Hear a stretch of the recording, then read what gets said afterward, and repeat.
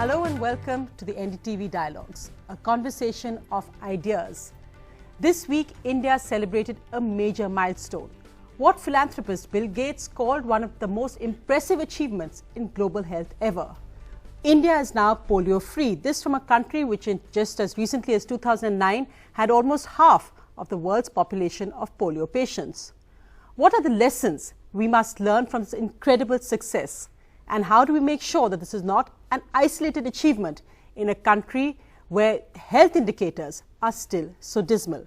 Well, joining me for more on this, I have with me, of course, senior BJP leader Dr. Harsh Vardhan, but whose passion has really been the eradication of polio. He's been honored for his work in this field as a former health minister of Delhi. I'm also joined by Dr. Natha Menabde of the World Health Organization, India representative. I'm also joined by Anuradha Gupta. She's the director of the National Rural Health Mission and also was the director of this whole Pulse Polio campaign. Also with me, Dr. Vinod Paul, head of pediatrics of the All India Institute of Medical Sciences. Thank you all very much for coming here. Dr. Harsh Vardhan, I'm very glad you're not here today just as a politician, but as somebody who had a vision of health and implemented that in Delhi. It became a model, the Pulse Polio campaign. It became a model for so many other states. Usually health ministers are not considered very important in politics. They consider that, acha, wo portfolio hai that you've given it, but they're not going to actually do anything. How did you think that you could make such a crucial difference? I think, number one, I was a doctor and I knew that polio was a disease which was crippling many children, and when I became the health minister of the city, almost we were home to over 50% of the polio cases of the whole world, and Delhi was contributing 10% of that. In the place where I live, that is the Trans Yamuna area, there we had the maximum polio cases of the whole world. I had plans in my mind to do something for polio immunization, but to be very honest with you, at that time I didn't know that there was a strategy to actually eradicate the disease. And in the first couple of days, I came across in contact with my pediatrician friends who are very active in the Indian Academy of Pediatrics. They showed me the path and a dream was born. And once the dream was born, I contacted WHO immediately. I got the literature from the rest of the world, means wherever anything had been done for polio, whether it was Brazil, whether it was Cuba, whether it was Philippines, whether it was Iran, whatever they had done, how they had done, I just went through everything. And because when I used to talk to everybody, including my bureaucrats, they said, ये सब हिंदुस्तान में नहीं हो सकता, यहाँ सब machinery में जंग लगा हुआ है.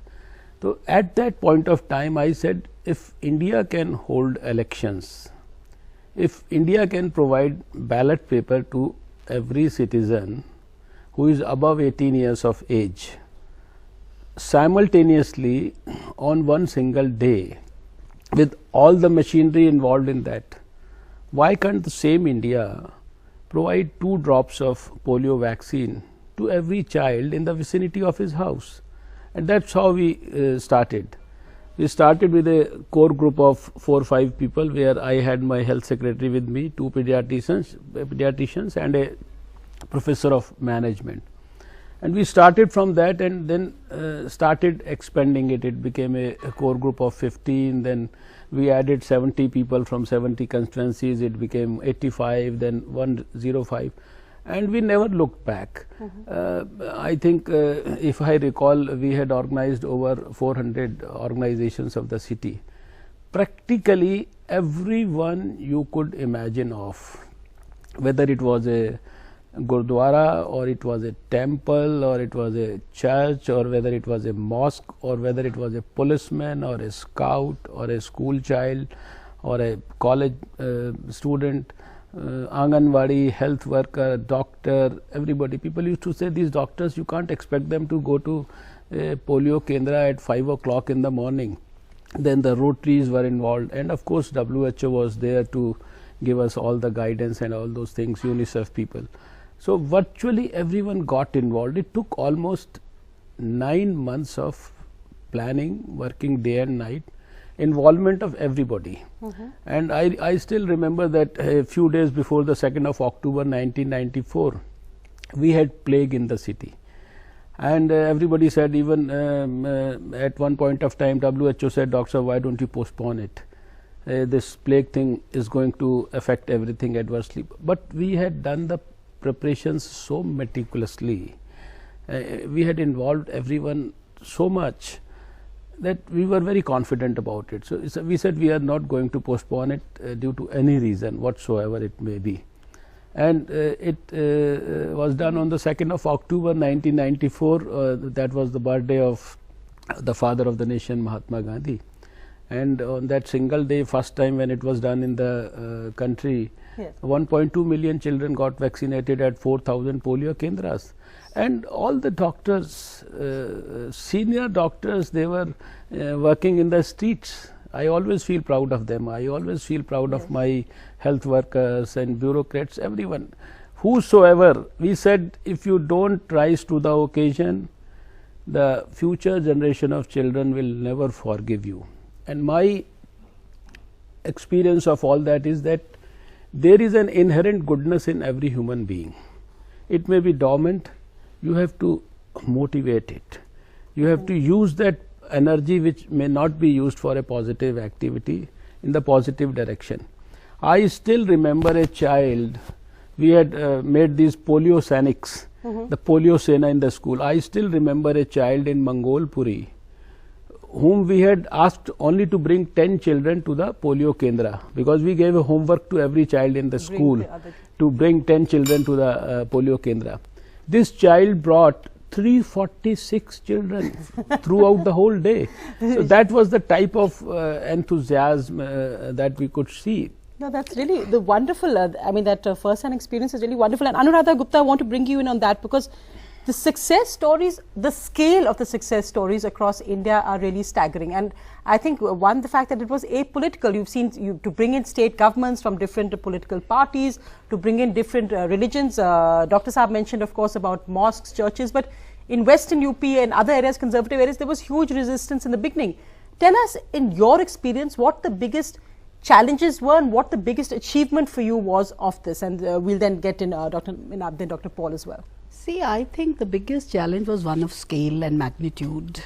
I think the sheer scale of India, when you start something in a city and it gives you results, because scale is manageable, but when you really scale it up to the entire nation and you really want to cover such a huge birth cohort, and you have 27 million babies, you know, born every year in this country. And you know, Dr. Harshvardhan would remember when this special campaign started for polio, and that is the time when they were covering children up to 3 years of age, but later it had to be extended to 5 years of age. And therefore, in one national round, we are looking at 17.5 crore children who have to be immunized at the same time. And this really required 23 lakh vaccinators, and more than many countries. Yes. And also within, one was the scale. The second was the difficulties posed by a lot of barriers. These were climatic barriers, these were geographical barriers. We had areas like Kosi belt in Bihar, which was so difficult to access.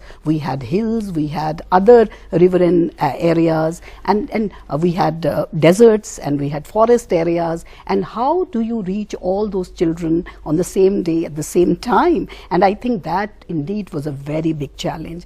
The third challenge really was that this of resistance, and there were pockets, you know, there were certain communities where there was a lot of resistance, and I think that resistance got strengthened because as we started to immunize children under these special immunization rounds, and cases continue to happen, and there would be mop-up rounds. So you really had a situation in states like Bihar and Uttar Pradesh where virtually every day you were carrying out a mop-up operation, and yet you were getting cases, polio cases, where you would find that a child has taken multiple doses of polio vaccine and yet has been crippled by polio. So clearly there would be doubts in the minds of people saying, look, is it efficacious? efficacious? So the whole the issue of efficacy of vaccine, the whole issue of effectiveness of strategy, because when every day your health workers are actually engaged in doing immunization drive on polio, against polio, then pretty much everything else in health department would really come to a